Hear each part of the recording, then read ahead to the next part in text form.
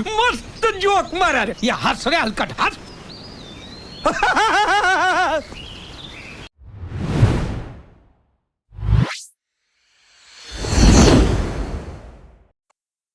So guys welcome to daily football madness. और सबसे पहले एक बुरी खबर से जो है वो वीडियो का स्टार्ट लेते हैं। Barcelona versus Juventus pre season match जो है वो कैंसिल हो चुका हुआ है और वो कम्प्लीटली कैंसिल हो चुका है। पहले न्यूज आ रही थी, जो अभी मैंने न्यूज पढ़ी है वो ये है कि कम्प्लीटली कैंसिल हो चुका है। पहले न्यूज आ रही थी कि पोस्टपोन होगा। कुछ इश्यूज हैं, हेल्थ इश्यूज हैं कुछ प्लेयर्स को, और लपोटा ने भी आके क्लैरिफिकेशन दी है, विच इज नॉर्मल राइट। कभी कभार ऐसी चीजें हो जाती हैं। इससे नुकसान बहुत ज़्यादा होने वाला है। As per sources 2 million euros का जो है वो नुकसान होगा बार्सा को because of this match. Obviously Juventus को भी इस चीज़ का काफ़ी ज़्यादा नुकसान उठाना पड़ेगा। So this is not good news. I was really looking forward to seeing Barca versus Juventus and obviously Barcelona in action, ताकि फुटबॉल के ऊपर बात करें। But we are forced to talk about transfer window again. तो उसके ऊपर हम बात कर लेते हैं। वैसे काफ़ी कुछ चल रहा है। न्यूज़ आ रही है, अब हमारा काम है न्यूज़ के ऊपर रिएक्ट करना, न्यूज़ देना हमारा काम नहीं है। और ना मैं बार-बार ये हमेशा अपनी वीडियोज़ के अंदर कहता हूँ कि भाई मैं न्यूज़ नहीं दे रहा, तो मेरे ऊपर गुस्सा मत करना। स्पेशली फारसा फैन्स जो हैं वो थोड़ा-सा वो एजिटेटेड हो रहे हैं क्योंकि यार न्यूज़ आती रहती है, प्लेयर कोई आ नहीं रहा।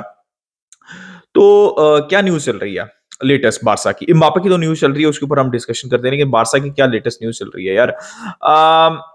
बार्सा की जॉ फेलिक्स की न्यूज़ जो है वो ठंडी हो चुकी है। उनके जो भाई हैं उन्होंने एक स्टेटमेंट दिया है कि it was very brave of him, कि उन्होंने आके ओपनली कहा है कि ही लव्स बार्सिलोना और वो एथलेटिको मैड्रिड के प्लेयर हैं। To be very honest, Joao Felix के भाई ने कहा है कि it is very brave of him. मुझे ऐसा लगता है कि इट इज़ वेरी मतलब फुलिश ऑफ हिम कि आप अंडर कॉन्ट्रैक्ट एथलेटिको मैड्रिड के और आपको फाइनेंशियल सिचुएशन बार्सा की पता है। और मुझे ऐसा लगता है कि कुछ लोगों की बातों के अंदर आके जॉ फेलिक्स ने जो है वो ये स्टेटमेंट दे दिया है and it will not go down well because सबसे मेन चीज़ ये है कि नॉर्मल सिचुएशन के अंदर इतना इश्यू नहीं होना था, लेकिन जो बार्सिलोना की फाइनेंशियल सिचुएशन है उसके अंदर बार्सा को जो मतलब बहुत ही रिक्वायरमेंट हो तो फिर बार्सा कोशिश कर सकती है। तो अब जो रीसेंट न्यूज़ आ रही है वो यही आ रही है कि Barca is moving away from jaw Felix. और उसकी रीज़न सिंपल सी है, जो मैं बहुत दफ़ा अपनी वीडियोज़ के अंदर एक्सप्लेन कर चुका हूँ। पहली रीज़न जो है वो फाइनेंशियल है, वो सबके सामने है। It is not an easy deal और बहुत ज़्यादा पैसा इन्वॉल्व्ड है, इवन अगर लोन भी होता है जॉ फेलिक्स का। लेकिन जो सबसे बड़ी सेकंड रीज़न है, स्पोर्टिंग रीज़न, जो मैं हमेशा कहता हूँ, वो ये है कि चावी को रिक्वायरमेंट नहीं है उनकी, और वो बहुत दिखता है, मतलब हर किसी को दिखता है। चावी को क्या, हर बार्सा फैन को दिखता है कि फाटी और फेरन ऑलरेडी बेंच पे हैं, जो उस पोजीशन के ऊपर खेल सकते हैं, राइट लेफ्ट इंटीरियर।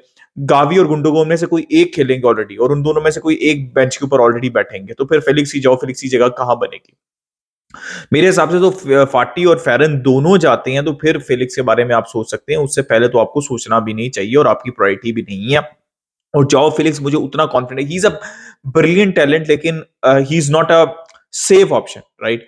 तो आई वांट कि इस फाइनेंशियल सिचुएशन में जब इतना बड़ा पैसा स्पेंड करे तो you would should go for a safe option. For example when we invested in Lewandowski, तो एक अच्छी एग्जांपल है जो मैं आपको दे रहा हूं, बिकॉज वो एक सेफ ऑप्शन थी और आपने देखा भी कि Lewandowski did well in his first season.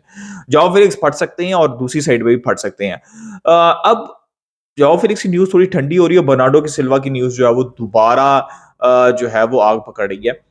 और बर्नार्डो सिल्वा, बार्सा फोकस कर रही है बर्नार्डो सिल्वा के ऊपर। क्या Bernardo Silva make sense for to Barcelona still? Again I have the same opinion. Sources तो रिपोर्ट कर रहे हैं कि बर्नार्डो सिल्वा पे बार्सिलोना फोकस कर रही है। मैनचेस्टर सिटी की पर्सपेक्टिव से दे विल नेवर लेट, दे मतलब they will do their best कि वो बर्नार्डो सिल्वा सिटी के अंदर रुके, specially after the departure of Moretz. Barca के पर्सपेक्टिव से यार फेलिक्स से ज्यादा सेंस बनती है। जैसे मैंने वो बात की ना, अच्छा फाइनेंशियल सिचुएशन तो वही है, मसला है, बहुत बड़ा मसला है। एक चीज अच्छी है कि फ्रैंकी डियोंग कैप्टन बन चुके हैं, तो फ्रैंकी डियोंग शायद इस डील में इंक्लूड ना हो, ये मेरी मतलब मेरी अंडरस्टैंडिंग है। और मैं I am hoping for that, right, कि ये नहीं करे बारसा ब्लंडर मारे कि फ्रैंकी डियोंग को कैप्टन बना के उनको सेल कर दें। अच्छा बर्नार्डो सिल्वा के ऊपर वापस आते हैं। अच्छा बर्नार्डो सिल्वा की फाइनेंशियली तो it does not make sense, right? Sporting wise it make more sense than Joao Felix, but again अगर बर्नार्डो सिल्वा आते हैं तो वो मिडफील्ड के अंदर तो वही इशू है दोबारा जो मैंने जॉ फेलिक्स से एक्सप्लेन किया, तो वो सेम सिचुएशन है। अब राइट विंग के ऊपर जाते हैं जहां पे रफीनिया और डेम्बले खेलते हैं, सेम सिचुएशन है। बर्नार्डो आएंगे तो क्या मैं रफीनिया और डेम्बले के ऊपर बर्नार्डो को खिलाऊंगा? Yes, I would play Bernardo Silva over Raphinha and Dembele, because यार वो ज्यादा क्वालिटी प्रोवाइड करते हैं, मतलब let's be very honest, right? तो इसका मतलब है कि डेम्बले और रफीनिया बेंच पे बैठेंगे। अगर सारे प्लेयर अवेलेबल हैं तो ऑब्वियसली रफीनिया और डेम्बेले बेंच पे बैठेंगे। Does it make sense? तो मेरे हिसाब से इट्स वेरी क्लियर सिचुएशन, जैसे मैं हमेशा कहता हूं कि if Bernardo Silva comes, Raphinha और डेम्बेले में से किसी एक प्लेयर को जाना पड़ेगा। इट इज दैट सिंपल कि रफीनिया और डेम्बले में से किसी एक प्लेयर को जाना पड़ेगा और उसके बाद आप बर्नार्डो सिल्वा लेके आए, मुझे कोई प्रॉब्लम नहीं है। तो इट इज वेरी सिंपल, और मैंने आप लोगों को एक्सप्लेन कर दिया है बर्नार्डो किस केस में पॉसिबल है। अभी मुझे बहुत कॉम्प्लिकेटेड लगती है इवन लोन डील। सिटी क्यों एग्री करेगी भाई लोन डील के ऊपर? उनका बहुत इंपॉर्टेंट प्लेयर है। उसके अलावा यार राइट बैक की कोई न्यूज नहीं चल रही, एक और विंगर की न्यूज चल रही है which is Chiesa from Juventus. Juventus, अब कुछ जगह से ये रिपोर्ट आई थी कि जुवेंटस 60 मिलियन यूरोस चाहती है किएजा के लिए, जो कि जुवेंटस के अंदर इतना ज्यादा सेटल नहीं है, तो इट मेक सेंस कि वो छोड़ना चाहते हैं और जुवेंटस भी उनको ऑफलोड करना चाहती है, और हम कैसी को ऑफलोड करना चाहते हैं। Barça 15 million Euros, which is मतलब मेरे समझ से बाहर है कि 15 मिलियन यूरोस सिर्फ क्यों मांग रही है बारसा कैसी के लिए, but such is the financial situation. तो एक रिपोर्ट आ रही है कि 30 मिलियन के केसी प्लस 30 मिलियन यूरोस बारसा पे करे किएजा के लिए और यूवेंटस से आंखें बंद करके ले जाए। इट्स नॉट, मतलब ये सुनने में आसान लगता है लेकिन है नहीं आसान, बिकॉज ना 60 मिलियन यूरोस अपफ्रंट बारसा पे कर सकती है और ना 30 मिलियन प्लस कैसी मेरे हिसाब से ना बारसा पे कर सकती है। It's not a bad deal अगर मेरे से पूछें कि फ्रैंक कैसी प्लस 30 मिलियन यूरोस के अंदर आपके पास किएजा जैसा प्लेयर जो कि यंग है और बहुत मुझे पसंद थे एक टाइम के ऊपर, उसके बाद उनकी इंजरीज हो गई, but he was flying high. और वो either side of the wing खेल सकते हैं, तो मेरे हिसाब से तो it will be a good deal for Barcelona. But again Chiesa की पोजीशन के ऊपर प्लेयर्स रिक्वायर्ड नहीं अंटिल और अनलेस हम प्लेयर्स सेल आउट करें, मतलब फेरन फाटी चले जाएं और केजा आ जाएं, फिलिक्स आ जाए, बर्नार्डो, समझ रहे हो ना मेरी बात? मतलब प्लेयर रहेंगे और वहीं पे रहेंगे जहां पे वो हैं, तो नए प्लेयर्स आके कहाँ खेलेंगे, मतलब और वो खेलेंगे तो बाकी प्लेयर्स का क्या होगा? तो it does not make sense.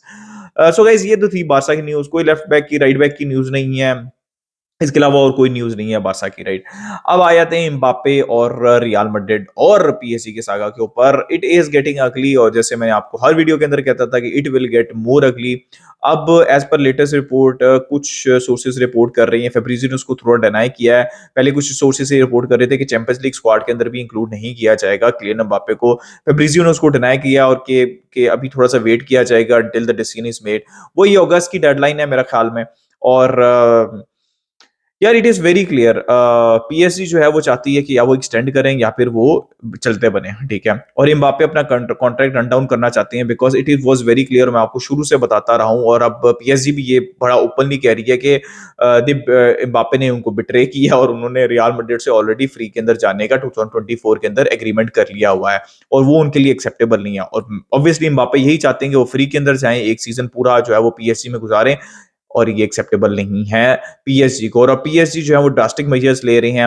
आपको पता है, मैंने बहुत दफा एक्सप्लेन किया कि भाई पीएसजी का दिमाग हटे, कतरियों का दिमाग हटे, they don't care about money, they don't care about Mbappe. वो जितना आपको आसमान पे चढ़ाते हैं ना, जब पीएसजी अल्ट्रास एम्बाप्पे, और जब मेसी आए थे, जब नेमार आए थे, और फिर वो जितनी आपकी वो बुरी करके उतारते हैं ना, और फिर आराम से, मतलब इतना आराम से जाने नहीं देते, और कभी जाने भी दिया भी नहीं है। ये तो कॉन्ट्रैक्ट खत्म हो रहा है इस वजह से थोड़ा सा हड़बड़ाहट है। ये 2 साल 3 साल का और कॉन्ट्रैक्ट होता तो मजाल है एम्बाप्पे की, वो कुछ कह भी सकते। तो this is how it is. मेरे हिसाब से क्या होना चाहिए, मेरे हिसाब से रियल मैड्रिड को आना चाहिए। अगर रियल मैड्रिड सीरियस है regarding Kylian Mbappe, I know वो पर्सनल टर्म्स एग्री कर चुके हुए हैं, बिकॉज यार आप एक साल जाया कर नहीं सकते। और जितना मुझे पीएससी का पता है और जितना मुझे कतर का पता है, वो एम्बाप्पे का खुशी खुशी एक साल जाया कर देंगे, उसको बेंच पे बिठा देंगे, उसको नहीं खिलाएंगे वो। और एम्बाप्पे अगर अपने प्राइम के ऊपर अपने एक साल जाया कर देंगे तो भाई वो बेवकूफ होंगे। तो अगर रियल मैड्रिड नहीं आएगी और वो उस एम्बाप्पे के साथ यही करते रहेंगे, तो एम्बाप्पे भी सोचेंगे कि यार मुझे एक साल अपना जाया करना है, तो हो सकता है वो उस प्रेशर के अंदर और फिर प्रेसिडेंट इन्वॉल्व हो जाए और सब कुछ हो और वो कॉन्ट्रैक्ट एक्सटेंड कर लें।